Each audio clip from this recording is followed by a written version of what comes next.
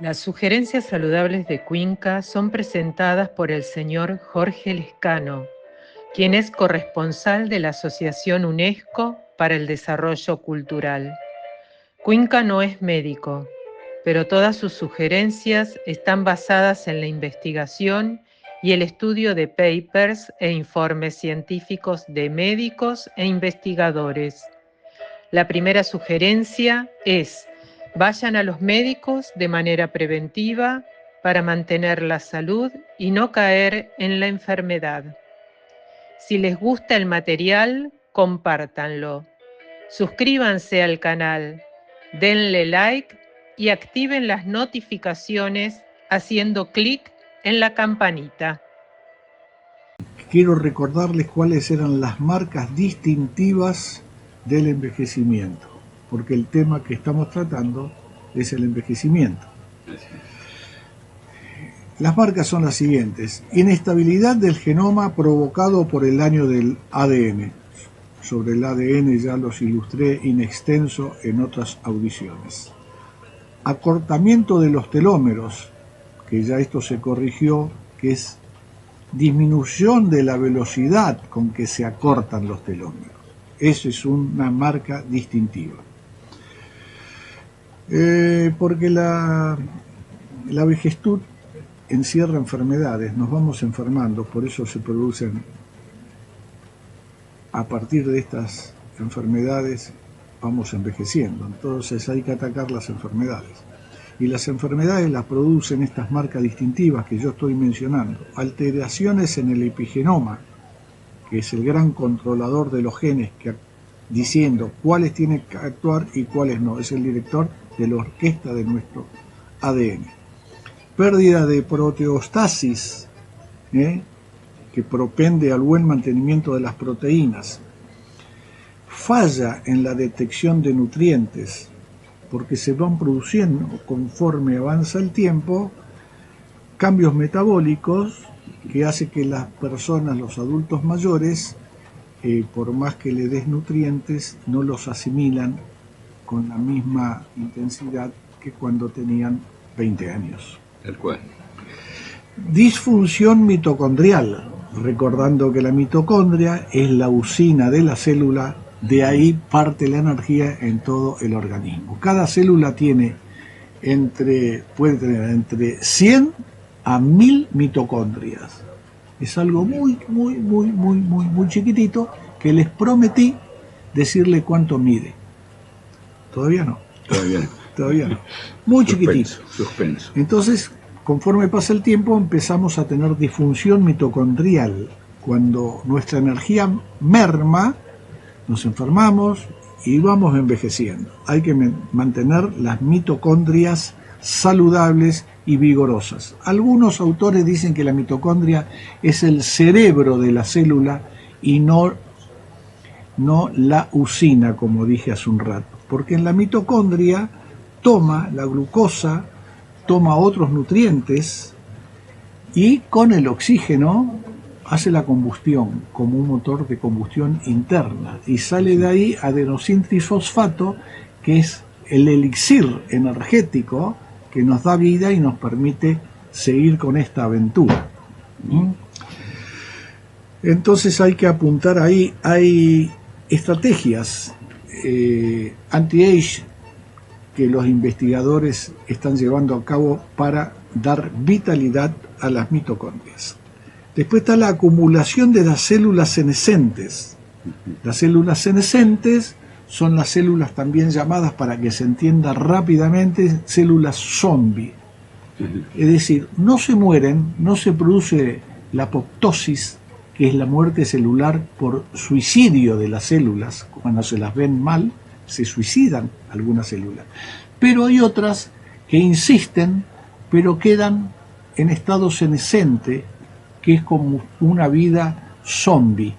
Entonces no se mueren, pero están ahí. El problema es que afectan todo su entorno, inflaman todo su entorno y malogran las células adyacentes. Por eso hay que combatir la senescencia, las células senescentes. También hay estrategias anti-age en investigación para producir este efecto. ¿Ok?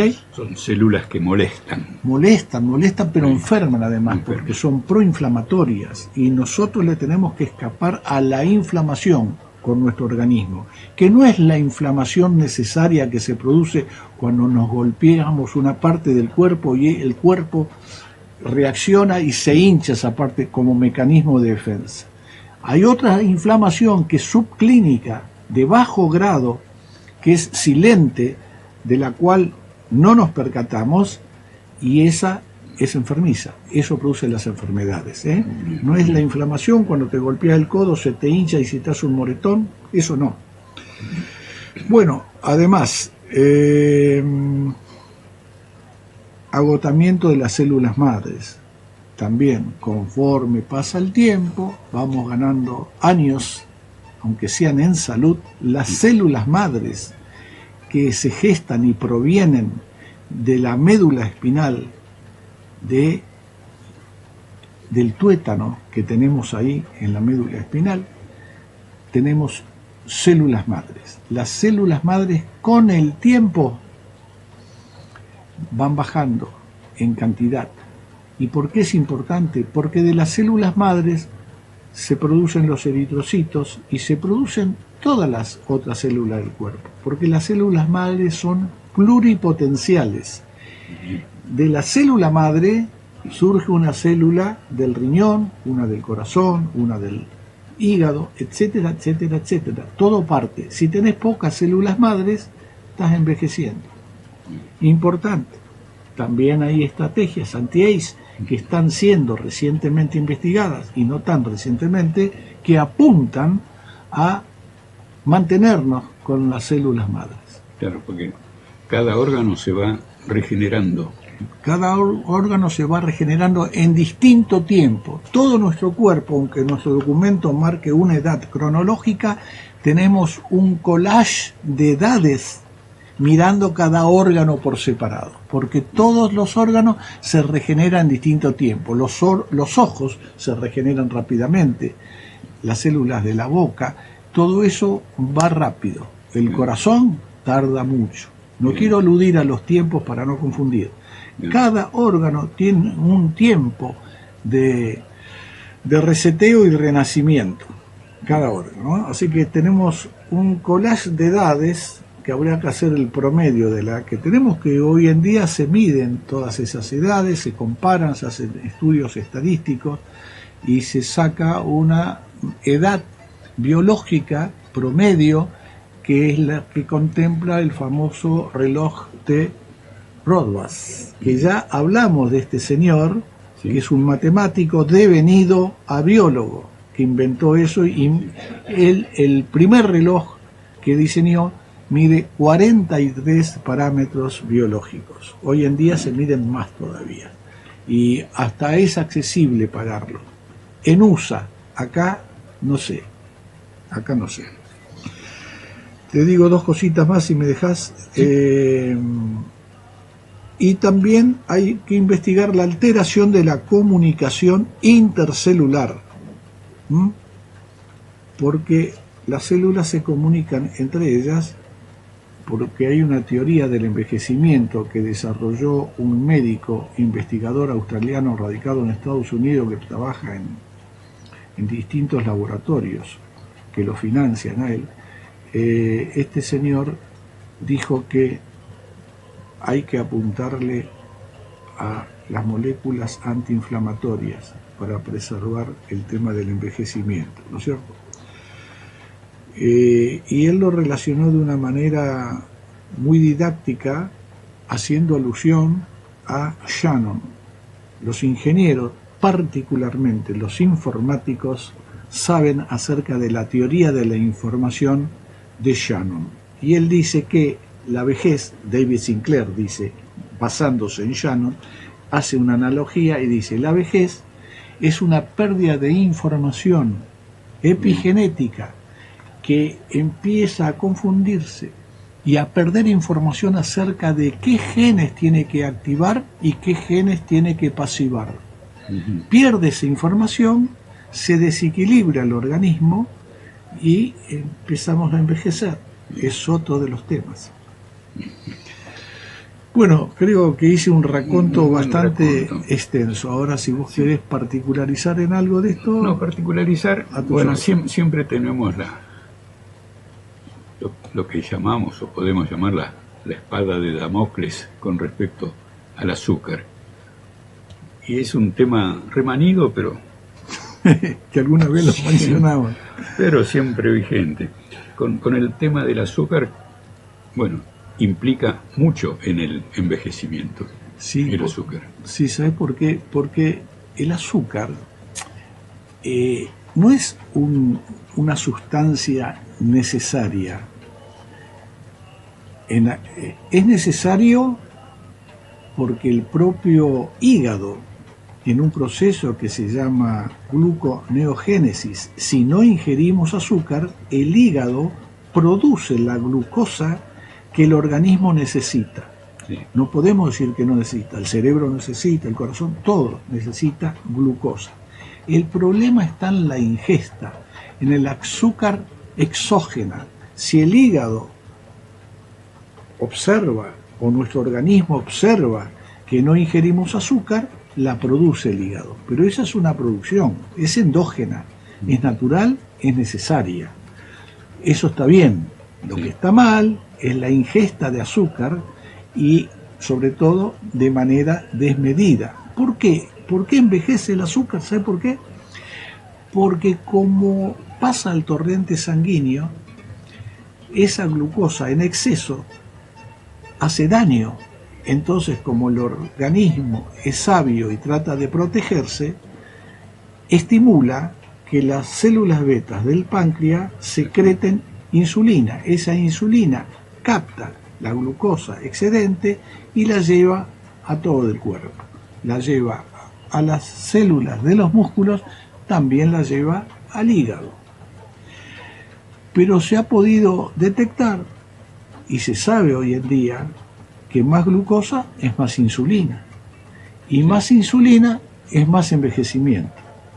Entonces, para decirlo de una manera rápida y no confundir a nuestra audiencia, más azúcar es más envejecimiento. O dicho de otra manera más suave, el azúcar envejece. Tal cual, tal cual. Estamos ya en horario, pero si querés seguir con el azúcar luego de la pausa. Dale, voy a tomarme un sorbito de café amargo. Café amargo.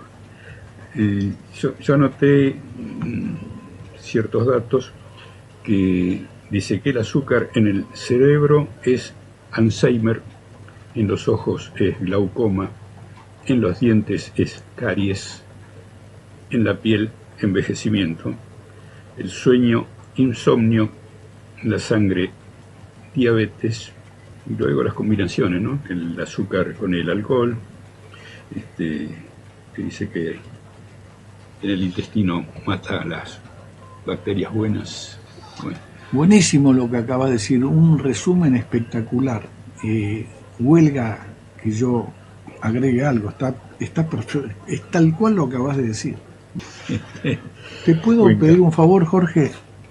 Mencionaste 5 aspectos de la salud en los que está implicada el azúcar, que son tan importantes y está tan bien ordenado que me gustaría que los repitas. ¿Cómo no?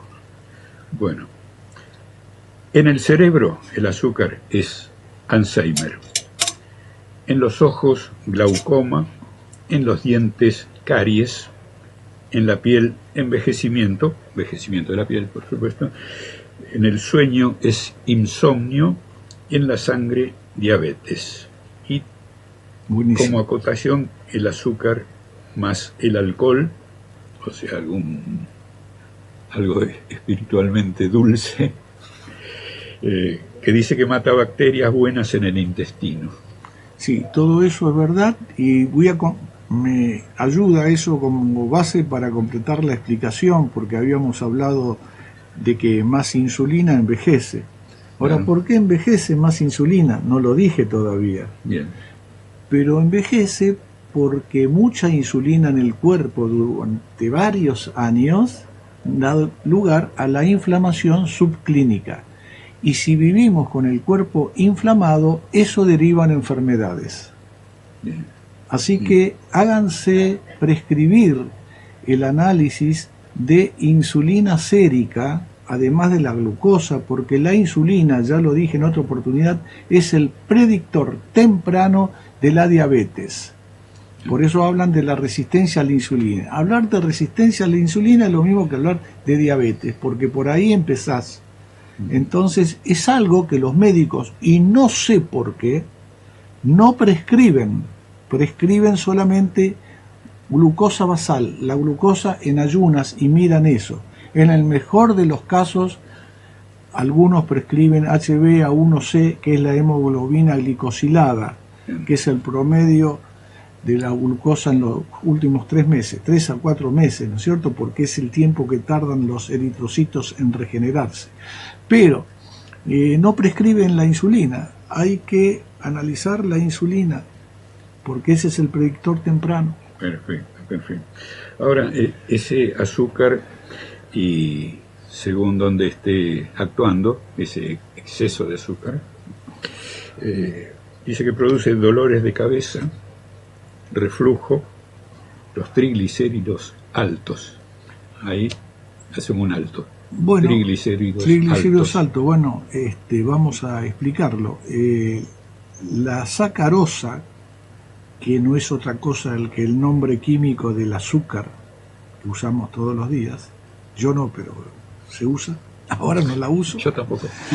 Está compuesta por 50% de glucosa y 50% de fructosa. Sí. La fructosa solamente es metabolizada en nuestro organismo por el hígado. ¿Y en qué transforma esa fructosa? Para explicarlo rápido, en triglicéridos. ¿Y qué son los triglicéridos? Es el reservorio graso que tenemos para la época de las 7 vacas flacas, Sí. que en los hombres va a parar al sector abdominal y a las mujeres en las caderas y otros lugares.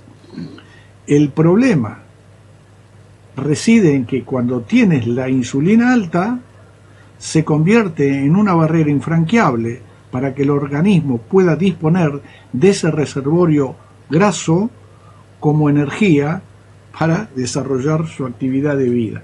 Bien. Entonces es un círculo vicioso muy, pero muy malo. Bien.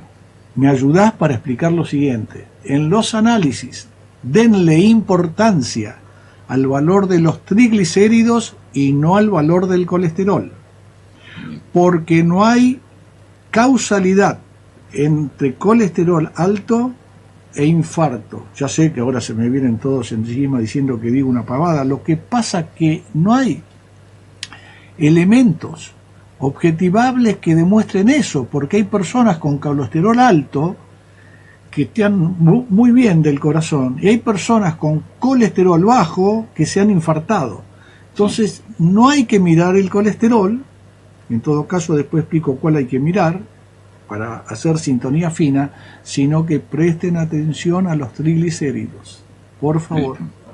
O sea, triglicéridos altos, señal de posible infarto, quizás. Sí, no sé, posible por supuesto, sí. No sé con qué probabilidad, claro. Pero estás atentando contra tu organismo teniendo los triglicéridos altos, porque eso hace daño. Alguien me puede decir, un médico me puede decir, no, pero las placas de ateroma son de colesterol, no de triglicéridos. Sí, pero son del colesterol LDL oxidado. Quiere decir que si vos tenés un organismo que tiene una tendencia a oxidar el colesterol de baja densidad, que es el LDL, que es un colesterol de partículas pequeñas que se infiltra en la íntima de la arteria, vale decir, se mete como tierrita abajo de la alfombra, de esa alfombra que se llama endotelio, claro que junto con el calcio, macrófago y otras cosas, forma la placa. Pero el tema no es la placa en sí mismo, sino la consistencia de la placa. Cuando la placa es durita y ahí se queda y es estable, no hay problema. Pero la placa que es más blanda y se desplaza puede producir un trombo, un ictus cerebrovascular, un problema cardíaco.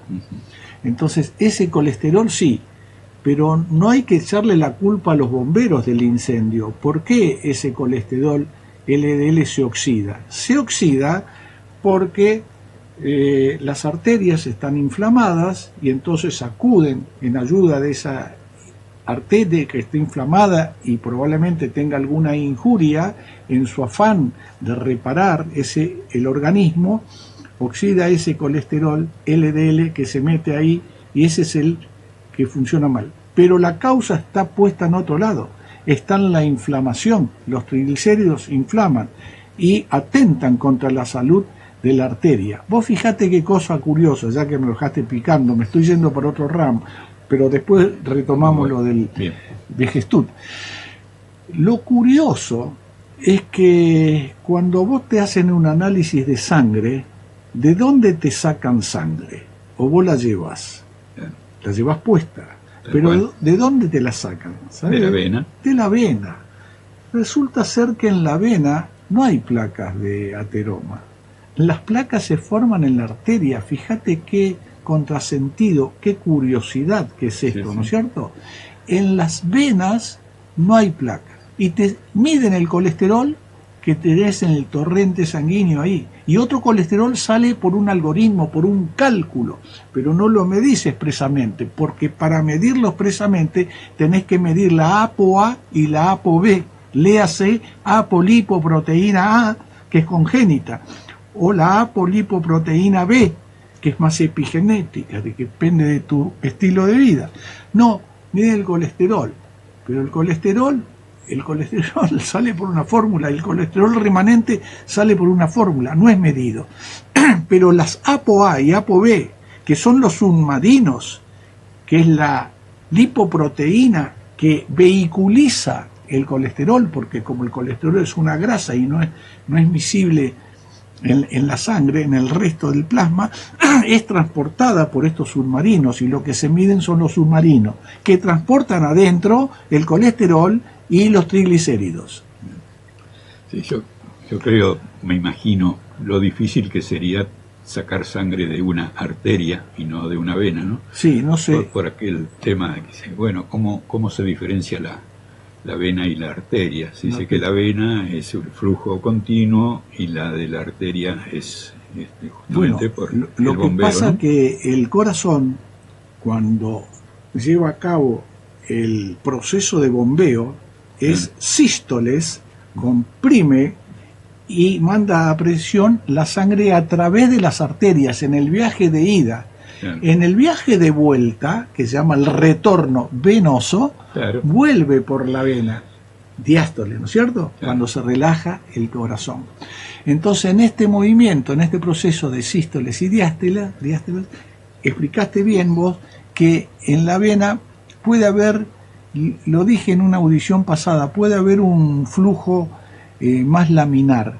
Y habíamos dado el ejemplo que flujo laminar, para aquellos que no conocen el efecto, abrís una canilla, cuando ves que sale sin solución de continuidad el chorro y es transparente, eso es laminar. Abrís más la canilla y ya no es transparente, porque se está mezclando con el aire, es tumultuoso. Eso los técnicos decimos que tiene un número de Reynolds que te mide la diferencia, el límite entre laminar y turbulento, con un número mágico que se llama 2320, que el señor Reynolds lo detectó. Bueno, en la vena, por ahí tenemos un flujo más laminar. Sin embargo, induce a pensar intuitivamente que en las arterias, si vos tenés un flujo más turbulento, eso actuaría con fuerza, evitando que se produzca el depósito, que no es un depósito el de colesterol como la gente dice, es una infiltración en la íntima, metiéndose abajo del endotelio, la placa de ateroma. Entonces, en la arteria, que puede ser más tumultuoso el movimiento, más turbulento, sin embargo, ahí se producen las placas. Y también hay otra curiosidad, que deberían producirse con mayor facilidad. Eso lo estoy investigando a través de una prospección bibliográfica, no tengo un laboratorio, ¿no? Si se produce más placa en los codos, en las curvas, porque hay una disminución de la velocidad ahí. Eso estoy viendo, porque me llamó la atención lo de la vena y lo de la arteria. Bien, bien, bien. Hablabas de inflamación también y justamente a raíz del azúcar, sí que hay una inflamación después de comer, después de la ingesta. Se produce mucha inflamación. Bueno, no es que se produzca mucha inflamación, lo que la gente suele decir, yo me acuerdo, siempre cito el caso de mi abuelo, que tenía una tremenda panzota, y cuando terminaba de comer la panzota era 2 panzotas, y yo mismo, que fui alérgico, siempre sigo siendo alérgico, porque parece que es más genético que epigenético, un defecto en el cromosoma 5, tengo tendencia frente a algunas ingestas, algunos alimentos, a que se me hincha la panza. Pero ese es un fenómeno de hinchazón más que inflamación, porque si se mantiene en el tiempo es inflamación, si cesa después de un rato es hinchazón, y eso tiene que ver por la reacción que se produce en la microbiota frente a alergenos o a sustancias tóxicas, hongos, bacterias, virus, todo lo que vos estás comiendo. Hay personas que tienen la ventaja de tener una genética tan buena que aunque coman porquerías, inclusive virus y demás, pasan de largo porque no tienen intestino permeable. Pero aquellos más sensibles, yo me encuadro en ellos, si tengo el intestino un poquito permeable, todas esas sustancias o algunas de ellas pasan al torrente sanguíneo y eso produce enfermedad. Te puede perjudicar porque circula por todo el organismo, va a parar a todos los órganos.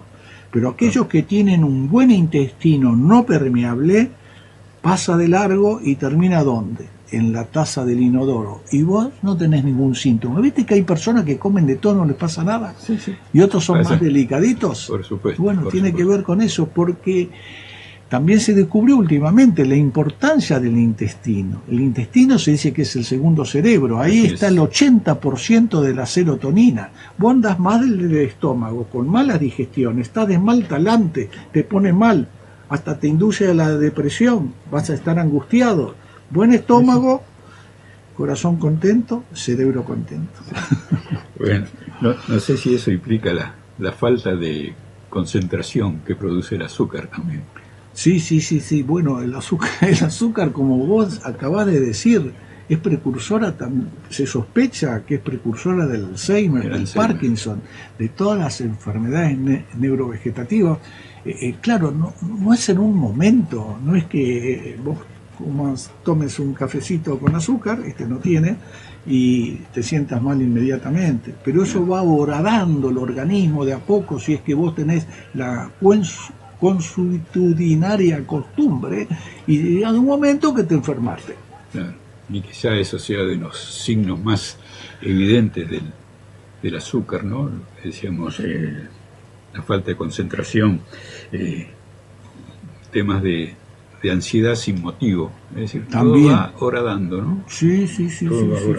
Yo te conté hace un rato que tenía un amigo, lamentablemente ya está mirando los rabanitos al lado de abajo, que me decía, Cuenca no es así lo del azúcar, porque yo cuando me siento caído me tomo un café con leche bien azucarado y estoy contento, me levanta.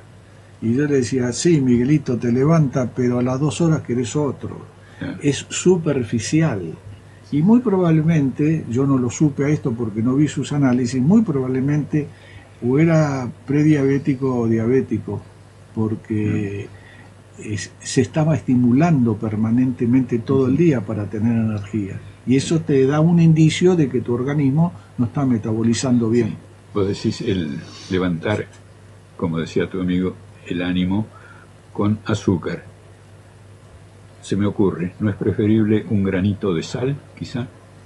Eso no lo sé, porque depende de tu presión sanguínea, porque si vos sos hipertenso, aunque sea un granito de sal, te va a hacer mal. Si no sos hipertenso, podés tomar un granito o 10 granitos, que no pasa nada. Por ahí te beneficia. Lo que vos a lo mejor me estás queriendo decir es que cuando uno está con baja pila, como se dice vulgarmente, posiblemente estés deshidratado o te falten electrolitos. Por eso hay que tomar agua y, si es posible, mineral. Mineral. Tal cual.